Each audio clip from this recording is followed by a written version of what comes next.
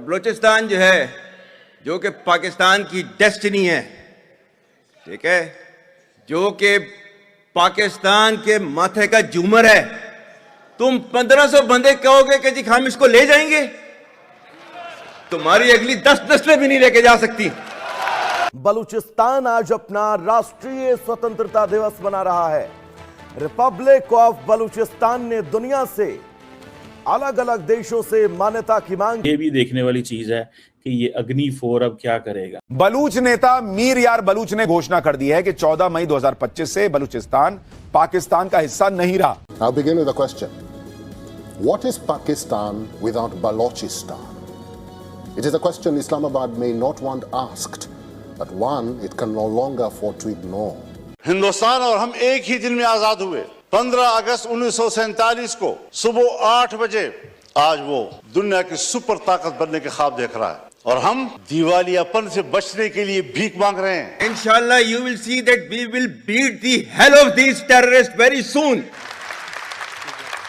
Balochistan, you think this 1500 people belonging to BLA and BLF and BRA etc. can take away Balochistan from us? India की तरफ से ये साजिश हो रही है। इंडिया ने ये बात फैलाई है मीडिया के ऊपर कि 11 अगस्त को बलूचिस्तान आजाद होगा। तो दोस्तों, हमारे और आपके पड़ोसी पाकिस्तान को एक बहुत बड़े प्रॉब्लम का सामना करना पड़ रहा है। बलोच आजाद जो ग्रुप है, उन्होंने 11 अगस्त को इंडिपेंडेंस डे जो है डिक्लेयर कर दिया है। बिल्कुल आपने डरना नहीं है, बिल्कुल आपने घबराना नहीं है। ये होता रहता है जब बड़ी बड़ी देखें ना, आपका ज़र्फ गिर गया, आपका अभिनंदन गिर गया, आपके दावे गिर गए, तो वो ठीक है, अब आपको आदी हो जाना चाहिए। ये है भाईजान नया पाकिस्तान। ये अब इंशाल्लाह अल्लाह ताला ने, हम कोई गुरूर में नहीं कह रहे, अल्लाह ना करे, अल्लाह ताला के हुजूर सर पर सजूद होते हुए उसका शुक्र अदा करते हुए कहने हैं कि इंशाल्लाह इंशाल्लाह इंशाल्लाह अब यहां से यही खबरें आएंगी। अभी आप इसकी आदत बनाओ। अभी हमारी तरफ से भाईजान यही है, इससे अलावा कुछ कर नहीं सकते। मुल्क हासिल किया इस्लाम के नाम पर। आज पाकिस्तान दुनिया में एक सेकुलर स्टेट का रूप धार चुका है। कहां है ला इलाहा इल्लल्लाह? 75 साल में उसका भी जरा हिसाब लगा ले, आप कहां खड़े हैं कि मजहब नहीं है तो कोई चीज नहीं। पाकिस्तान ने बलूचिस्तान में इंटरनेट बंद कर दिया है।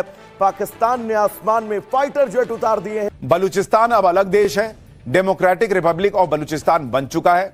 मीर यार बलूच ने संयुक्त राष्ट्र और भारत से बलूचिस्तान को अलग देश की मान्यता देने की मांग कर दी है। यानी बलूचिस्तान के लोगों ने खुद ही कह दिया कि हम अलग देश हो गए भाई। लाएं, अपना पैसा हमारे पास रखवा दें, हम आपको 5% सूद देंगे। 2026 और हम जो है वो 1950 में जा रहे हैं। मेरे ख्याल से 60-70 साल तो हम पीछे है। पाकिस्तान की सेना और उसकी खुफिया एजेंसी ISI पर होने वाले खर्च को लेकर अब अमेरिका ने सीधा सवाल उठा दिया, जिसका जवाब देना अब पाकिस्तान के लिए आसान नहीं होने वाला। दरअसल अमेरिकी विदेश विभाग की फिस्कल ट्रांसपेरेंसी रिपोर्ट 2026 में पाकिस्तान के सरकारी वित्त और बजट व्यवस्था की समीक्षा करते हुए सैन्य और खुफिया खर्च पर ज्यादा पारदर्शिता और प्रभावी नागरिक निगरानी की जरूरत बताई गई है। सीधी भाषा में कहें तो सवाल यह है कि पाकिस्तान की सरकार सेना और खुफिया एजेंसियों पर कितना पैसा खर्च करती है, पैसा कहां से आता है और उसका इस्तेमाल कहां किया जाता है। इसकी जानकारी और निगरानी व्यवस्था ज्यादा साफ होनी चाहिए। अमेरिका की नजर सिर्फ बजट की सामान्य जानकारी पर नहीं, बल्कि सरकारी कर्ज और बड़ी सरकारी कंपनियों की देनदारियों पर है। Balochistan is Pakistan's largest province, covering 43.6% of the country's landmass. Strip it away and Pakistan does not simply lose territory, it loses strategic depth, resources, coastline, and one of the most consequential pieces of its geopolitical map. Because Balochistan is not poor because it is empty. It is poor despite what lies beneath it. Gas, copper, gold, coal, other minerals. The province has powered Pakistan's economy for decades, yet its own people continue to question how much of that wealth actually returns to them. तो बलूच नेतृत्व का बड़ा ऐलान है, जल्द जारी होगी अपनी मुद्रा और पासपोर्ट। पाबंदियों के बावजूद बलूचिस्तान के कोने कोने में आजादी का जश्न मनाया जा रहा है।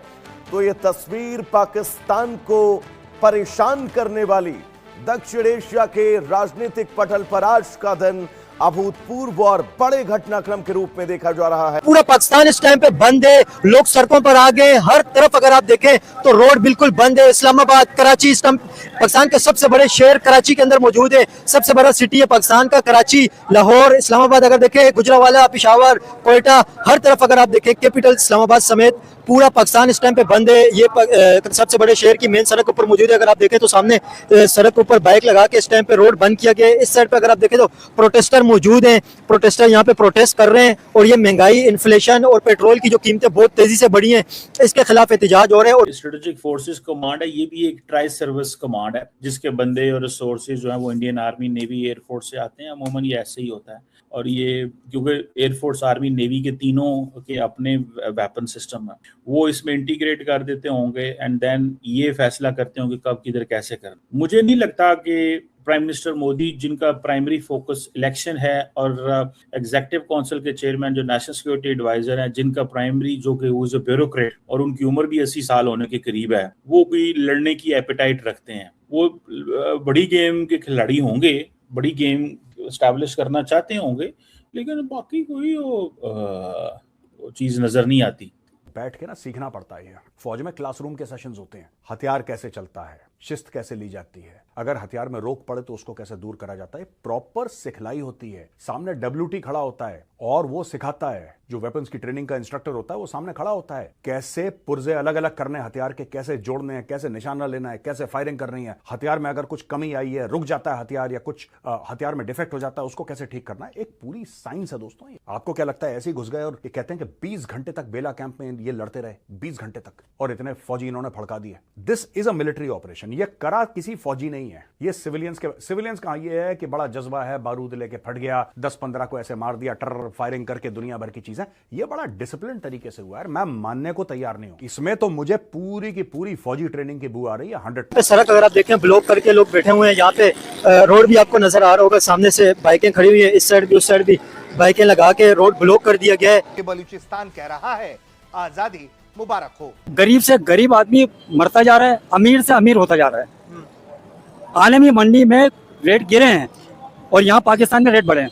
बलूचिस्तान में 1970 के बाद के दशक में बलूच राष्ट्रवाद का उदय हुआ, जिसके बाद से बलूचिस्तान को पाकिस्तान से स्वतंत्र कर एक नया देश बनाने की मांग उठती रही है। वर्तमान में यहाँ एक बलूचिस्तान लिबरल आर्मी नामक बलूच राष्ट्रवादियों का सक्रिय संगठन है, जो इस क्षेत्र में पाकिस्तानी सेना द्वारा पोषित आतंकवाद, मानवाधिकारों के उल्लंघन और बलूच लोगों के शोषण के मुद्दे को सामने लाता रहा है। इस क्षेत्र में चीन पाकिस्तान आर्थिक गलियारे के हिस्से के रूप में ग्वादर बंदरगाह और ग्वादर शहर विकास योजनाओं के खिलाफ भी लगातार विरोध प्रदर्शन हो रहे हैं। 6% आबादी और देश का 44% हिस्सा सिर्फ बलूचिस्तान का। बलूचिस्तान में जो बलूच लिबरेशन फ्रंट है, BLA है, वो लगातार पाकिस्तान की सेना की धज्जियां उड़ाए रखता है, क्योंकि उनका यह कहना है कि ये ऑक्यूपेशन है और लगातार पाकिस्तान जो है वहां पे आम आवाम पे जुल्म सितम करता है। यही सवाल भारत के सामने आया तो भारत ने भी प्रतिक्रिया दी। बलूचिस्तान का नाम तो नहीं लिया है विदेश मंत्रालय ने, लेकिन मानवाधिकारों के हनन को लेकर जरूर मसला उठाया और पूरी दुनिया से कहा है कि चुप क्यों हो, आओ आगे बढ़ो, आवाज उठाओ। मानवाधिकार कार्यकर्ताओं को, UN को कहा है कि इसकी तरफ देखना चाहिए, बोलना चाहिए। बलूचिस्तान पाकिस्तान का सबसे कम विकसित खनिज समृद्ध पश्चिमी प्रांत है। इसकी राजधानी क्वेटा है। 1944 में पहली बार जनरल मनी ने बलूचिस्तान की स्वतंत्रता का सुझाव दिया था, लेकिन 1947 में बंटवारे के समय बलूच राष्ट्रवादियों के विरोध के बावजूद ब्रिटिश मदद से इसे बलपूर्वक पाकिस्तान में शामिल कर लिया गया। सो फ्रेंड्स, फाइनली वो समय आ गया है जब लगता है बलूचिस्तान सच में आज़ाद हो चुका है। मतलब बलूचिस्तान तो सही शुरू से टाइम से ही 1947 के समय से ही खुद को एक आज़ाद देश के रूप में चाहता था, लेकिन तब ब्रिटिशर्स और पाकिस्तान आर्मी मिलकर बलूचिस्तान को पाकिस्तान के अंदर ले लिया था। तब से अभी तक बलूचिस्तान अपना फ्रीडम के लिए लड़ रहा है। कुछ महीनों और सालों से हम देख चुका है बलूचिस्तान आर्मी और पाकिस्तान आर्मी के बीच में लड़ाई, लेकिन फाइनली बलूचिस्तान अपना आज़ादी का डेट घोषणा कर चुका है। सोशल मीडिया में वो लोग ये भी बोल चुका है कि जल्द ही हम अपना नेशनल एंथम और नेशनल फ्लैग भी लेके आएंगे। और इंडिया समेत बहुत सारे ग्लोबल कंट्री से वो लोग हाथ जोड़ के अनुरोध भी कर चुका है कि ग्लोबली बलूचिस्तान को एक आज़ाद कंट्री हिसाब से स्वीकृति दे दे। लेकिन पाकिस्तान मीडिया और पाकिस्तान के आर्मी इस सब के बहुत ज़्यादा एंग्री हो चुका है। वो लोग बोल रहा है इंडिया और उसके साथ अफ़गानिस्तान के तालिबान इस सब के पीछे है। वो लोग बलूचिस्तान को हथियार सप्लाई कर रहा है और बलूच लिबरेशन आर्मी को मदद कर रहा है। देखते आगे क्या होता है। आसिम मुनीर तो बोल रहा है बलूचिस्तान पाकिस्तान का हिस्सा है, सर का ताज है। अगर बलूचिस्तान चला जाएगा तो पाकिस्तान का क्या रह जाएगा। ये बात तो सही है, बलूचिस्तान पाकिस्तान का 49% हिस्सा है। अगर बलूचिस्तान ही चला जाएगा तो पाकिस्तान तो बर्बाद हो जाएगा। और सबसे ज़्यादा मिनरल और नेचुरल रिसोर्सेज भी तो वहीं है। बलूचिस्तान आज़ाद हो गया तो मान लो पाकिस्तान ख़त्म। अगर आपको ये जानकारी पसंद आई तो ऐसे ही मस्त और दिलचस्प के लिए मेरे चैनल को अभी सब्सक्राइब कीजिए और हाँ, बेल आइकन को दबाना मत भूलना ताकि हर नया अपडेट सबसे पहले आप तक पहुंचे।